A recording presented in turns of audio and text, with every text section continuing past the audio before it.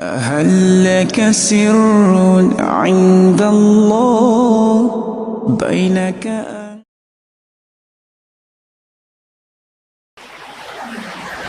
Saya ingin memulai dari kalimat terkenal beliau, di mana beliau mengatakan, "Dullani 'alas suq."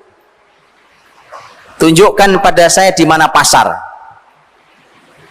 Di mana kalimat itu disampaikan saat Abdurrahman bin Auf tidak punya harta sama sekali, hijrah meninggalkan Mekah menuju Madinah dalam keadaan tidak membawa harta sama sekali, padahal hartanya banyak di Mekah.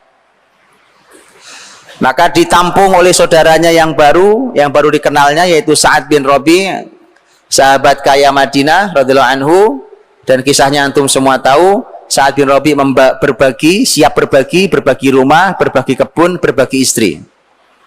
Berbagi istri maknanya adalah saya ceraikan mana yang kamu mau dari salah satu istri saya. Kalau itu yang paling kau minati maka silakan ambil, nanti selesai masa iddahnya silakan kamu nikahi. Itu maksudnya. Nah ini, maka Abdurrahman mengatakan, barakallahu fi ahlikum, fi amwalikum wa ahlikum. Semoga Allah memberkahi hartamu dan keluargamu. Semoga Allah berkahi keluargamu dan hartamu. Artinya saya tidak ambil, semoga Allah berkahi. Kamu sudah berniat baik, didoakan keberkahan. Dullani 'alas suq. Tunjukkan di mana pasar. Tunjukkan di mana pasar. Orang sehebat Abdurrahman, dengan skill tinggi Abdurrahman, tanpa modal, dengan skill tinggi, masuk ke dunianya, langsung punya keuntungan di hari pertama. Ya, saya tidak tahu, para teman-teman entrepreneur mungkin lebih ahli. Kalau hari ini teori entrepreneurship selalu, ya sekali pertama gagal biasa, 2 kali juga biasa, 3 kali juga biasa gitu ya. Kalau Abdurrahman nggak biasa. Karena Abdurrahman bin Auf hari pertama masuk pasar, ditunjukkan pasar. Di mana pasar? Tunjukkan saya. Ditunjukkan pasar, itu pasarnya. Tunjukkan pasar, masuk pasar. Hari itu tidak ada modal. Kalau dipinjemin saudaranya juga nggak mau dia. Tidak ada modal, tapi punya skill dia. Bayangkan itu, dia punya skill tanpa melanggar syariat. Karena hari ini kita kadang-kadang diajari skill, tapi tidak peduli hal haramnya. Ya. Abdurrahman bin Auf dengan skill tingginya masuk ke pasar, kemudian beliau hari itu dia mendapat keuntungan. As-samin wal aqid. Samin itu minyak samin tuh, samin. Aqid itu susu yang dibekukan. Dia kurang lebih lah, dia kurang lebih aqid namanya. Itulah 2 keuntungan yang didapat oleh Abdurrahman bin Auf. Begitu ditelateni setiap hari sampai dia bisa beli emas. Emas pertama yang dia beli tidak terlalu banyak memang, tapi lumayan. Ya, nawati min dhahab. Ada emas walau tidak besar. Begitu dia punya emas walau tidak besar, langsung nikah. Nah itu. Jadi begitu harusnya antum. Sudah duit sudah punya, sekolah sudah selesai, nikah enggak, maunya apa? Iya toh? Makanya, jadi teman-teman, itu Abdurrahman. Makanya pagi hari bertemu Nabi Shallallahu Alaihi Wasallam dalam keadaan wangi, rambutnya klimis sekali. Terus Nabi bertanya, Abdurrahman, nampaknya pagi ini indah sekali, kamu wangi klimis sekali. Abdurrahman mengatakan, semalam saya menikah ya Rasulullah dengan seorang gadis dari Ansor.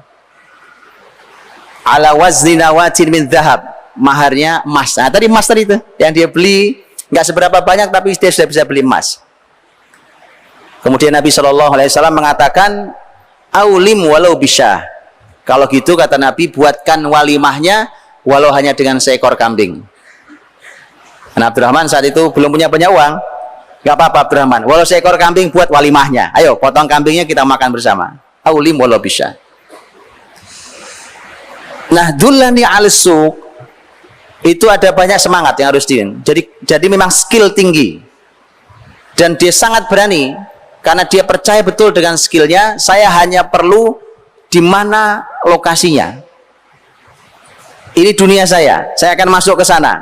Lihat, hari ini setiap kita bicara bisnis pasti tidak jauh dari modal, bukan begitu? Yang dipikirkan sudah macam-macam perencanaan, ujung-ujungnya modalnya dari mana modalnya. Abdurrahman tidak pernah bicara modal. Abdurrahman cuma perlu tunjukkan di mana pasarnya. Itulah mengapa teman-teman dirahmati Allah, Abdurrahman bin Auf itu tidak ingin langsung besar. Kan hari pertama cuma samin dan akid, nggak apa-apa. Cuma itu nggak apa-apa. Jadi tidak terburu-buru, karena ternyata terburu-buru itu ternyata juga bisa menjadi jebakan sendiri. Ada musuh yang siap menjebak bahkan, ya. Itu semangat dullani ala suq, dan langsung berani karena skillnya tinggi, langsung action. Ayo kita action. Ilmu sudah komprehensif, skillnya tinggi, jangan jadi wacana. Bismillah, jalan. Baik. Yang kedua, Abdurrahman mengatakan, ma bi'tu dainan, saya tidak menjual sesuatu dalam bentuk utang, cash. Nanti mau beli cash. Kenapa begini? Lihat teman-teman, kok kesannya Abdurrahman kejem banget, ya kan? Masuk saudara tidak mau bantu? Tidak. Kalau urusan bantu jangan tanya. Saya sudah sering sampaikan, Abdurrahman bin Auf itu, Masya Allah, hartanya ditebar di masyarakatnya. Ditebar di masyarakatnya, Pak. Penduduk ibu kota, Madinah itu, penduduk ibu kota, sepertiga pernah dibayari hutangnya oleh Abdurrahman bin Auf, sepertiga pernah dihutangi oleh Abdurrahman bin Auf, dan sepertiga pernah disilaturahimi dengan uangnya Abdurrahman bin Auf. Bisa sering sampaikan. Artinya kalau urusan sodako, jangan tanyakan itu. Tapi sekarang saya sedang bisnis, bukan? Yang hasilnya kan saya sodakohkan lagi. Kalau akad kita bisnis, maka tidak ada utang. Antum mau beli cash. Kenapa? Ini yang mulai harus kita tumbuhkan. Budaya ngutang itu tidak benar. Ngutang boleh, tapi budaya utang tidak benar. Maka saya mohon maaf sebesar-besarnya. Kalau orang megang kartu kredit, Pak, kemudian nanti umpamanya, mohon maaf sekali lagi, umpamanya kemudian dibilang, tapi ini Pak kartu kredit syariah. Oke? Mohon maaf saya cuma bertanya, tolong dijawab, di mana syariahnya membuat hutang menjadi sistemik? Kalau hutang boleh, benar. Hutang boleh, benar. Nabi pun ngutang. Boleh hutang itu. Dengan syarat, bisa bayar, bertekad membayar, dan seterusnya.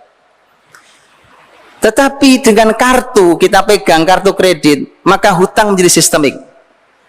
Karena kemanapun kita beli tinggal gesek, betul? Hutang menjadi, nah hutang menjadi sistemik itu, saya mohon diajari, di mana syariatnya itu?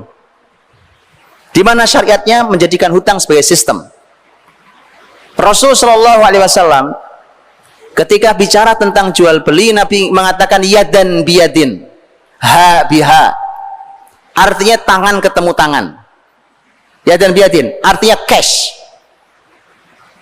Mana uang antum? Ini barang saya punya. Cash. Membiasakan cash itu luar biasa, teman-teman. Karena hari ini ternyata, Masya Allah, karena hutang dibuat sistemik, akhirnya orang mengambil keuntungan dari hutang itu, akhirnya orang beli cash malah susah dapat barangnya. Yang begini ini perekonomian yang sebentar lagi roboh. Karena ini perekonomian tidak normal. Coba saya tunjukkan. Kalau Anda ingin menjual, Anda menjual barang, kemudian orang datang ngutang, orang datang ngutang, orang datang ngutang, orang datang ngutang. Normal itu? Tidak normal. Anda mungkin akan jawab, Pak, tapi itu ada lembaga keuangan yang mengcover itu, bukan si tokonya. Tokonya sih dapat cash. Ada lembaga keuangan. Justru itulah kemudian lahirnya lembaga-lembaga keuangan yang fungsi uang menjadi sangat berkuasa, uang itu. Padahal uang itu dalam Islam dibatasi hanya sebagai alat tukar, tidak lebih. Ketika uang kekuasaannya melebihi alat tukar, maka yang muncul nanti adalah dosa, diantaranya riba. Karena riba itu membuat uang menjadi komoditas, kan begitu, menjadi barang yang dijual dan seterusnya. Maka dari itu teman-teman, Nabi Shallallahu Alaihi Wasallam memotivasi muslimin untuk bahwa sebenarnya semuanya cash. Dalam urusan hutang boleh, tapi Nabi mewanti-wanti luar biasa. Jadi wanti-wanti sangat luar biasa tentang masalah hutang. Dan Masya Allah, andai Rasul hidup hari ini, Pak, kemudian meninggallah kita, rasanya tidak ada yang disolati Nabi Shallallahu Alaihi Wasallam. Karena Nabi tidak mau menyolati sahabat yang masih punya hutang. Apa nggak sedih? Sangat sedih. Nabi SAW suatu saat mau menyolati jenazah, kemudian Nabi bertanya, ada hutangkah ini? Ada ya Rasulullah. Kata Nabi, salat kalian saya nyolatkan, saya tidak mau nyolatkan. Kemudian seorang sahabat mengatakan, ya Rasulullah, dia punya hutang 2 dinar, kalau saya tidak salah 2 dinar, dan saya nanggung. Nabi kemudian sholatkan, Nabi mau menyolati.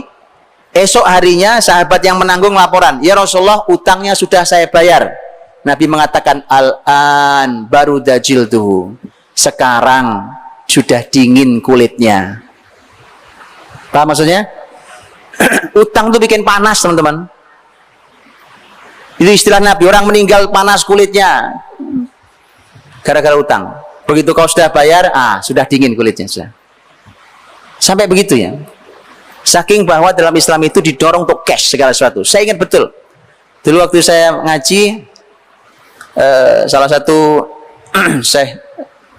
syekh tempat saya mengaji, Syekh Muhammad Mukhtar Syingkiti, hafizallahu taala, saya ingat betul beliau mengatakan bahwa andai ekonomi transaksi hari ini di dunia cash, yadan biyadin tadi, tangan ketemu tangan tadi, maka tidak ada masalah di perekonomian hari ini.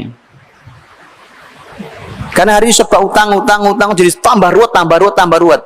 Karena hutang dibikin sistem di belakangnya, bikin lagi belakangnya, bikin lagi asuransi belakangnya, bikin lagi asuransi diasuransikan lagi, ruwetnya luar biasa. Hah?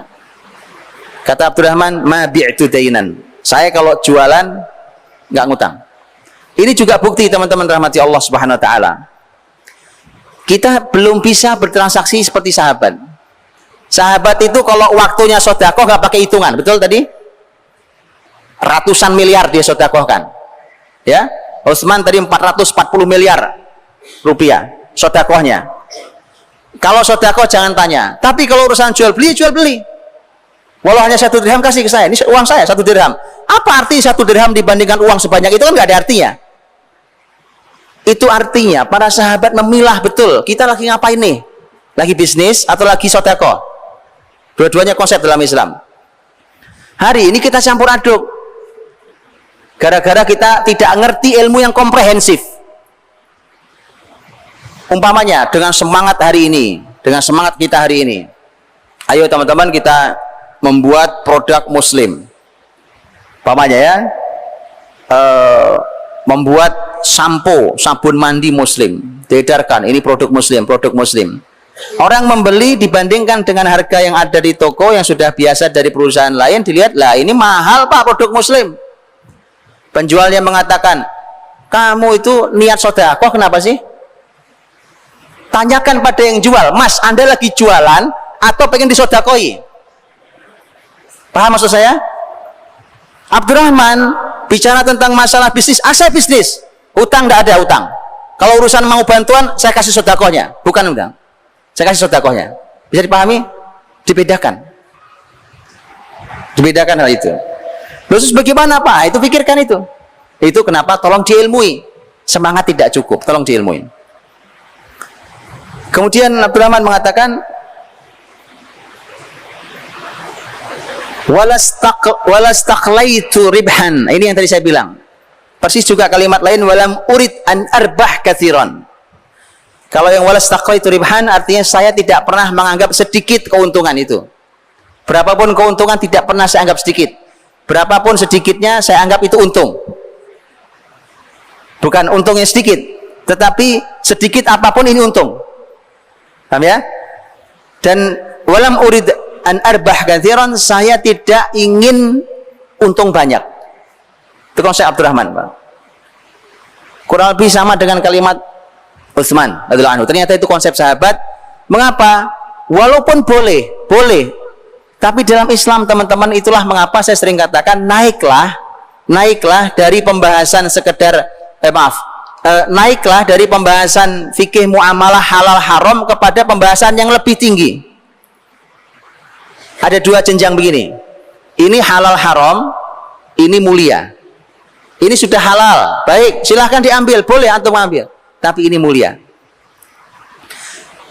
Ambil keuntungan, saya buat ambil keuntungan 100%, 200%, boleh, silahkan ambil. Tapi tidak mulia karena kita kehilangan rahmat Allah.